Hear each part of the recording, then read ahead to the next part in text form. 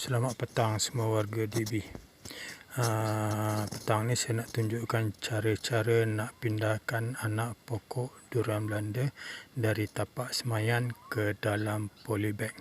Okey, biasanya saya gunakan 3 tanah campuran, iaitu 1 tanah kuning, 1 tanah kompos dan 1 lagi tanah topsoil. Saya gunakan pasir topsoil.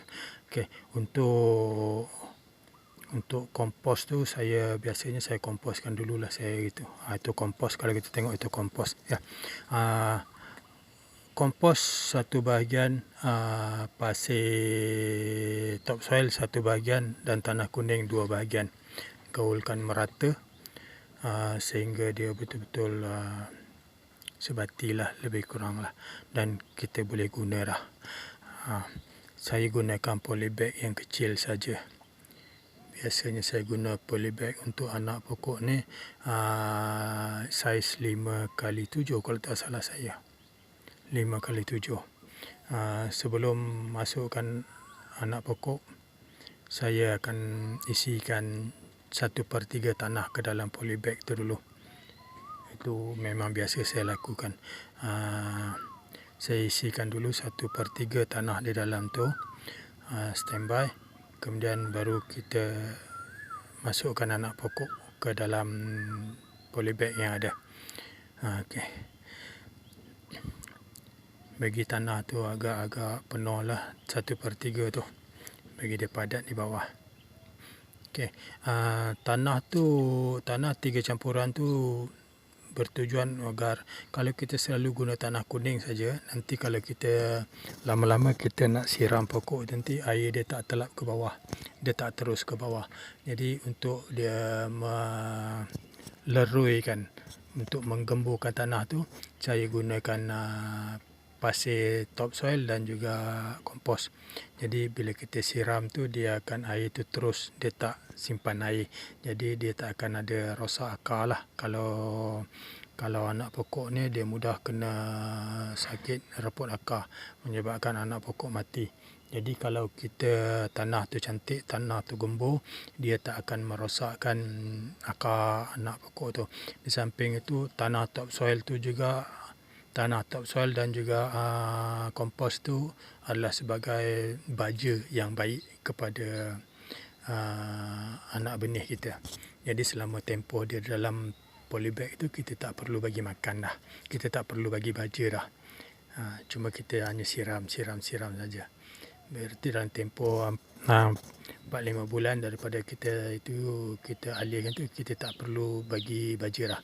Sebab kompos dan topsoil tu adalah sumber yang cukup baik. Okey. Isikan agak-agak banyak mana kita nak.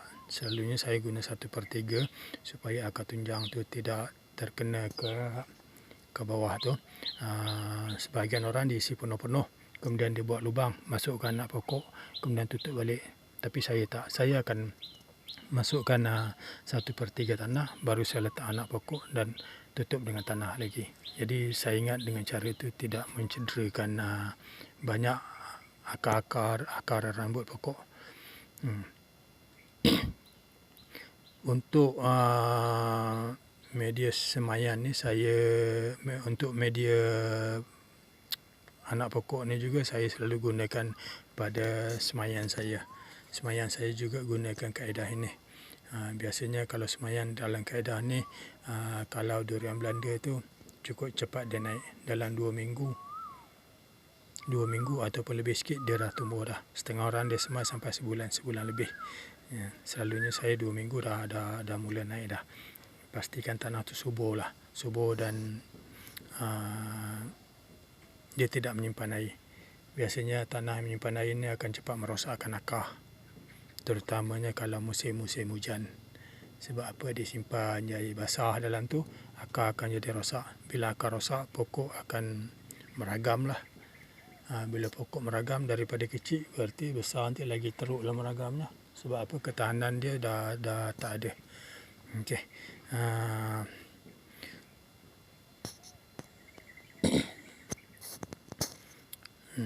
Kejap lagi kita tunjukkan macam mana cara kita nak ambil anak semayan. Anak semayan ada sebelah kanan saya tu, kalau tengok tu nampak anak semayan ada di situ.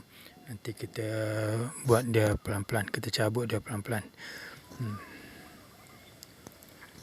Okey, untuk anak-anak semayan ni, sebelum kita cabut dia, kita perlu basahkan dia dulu.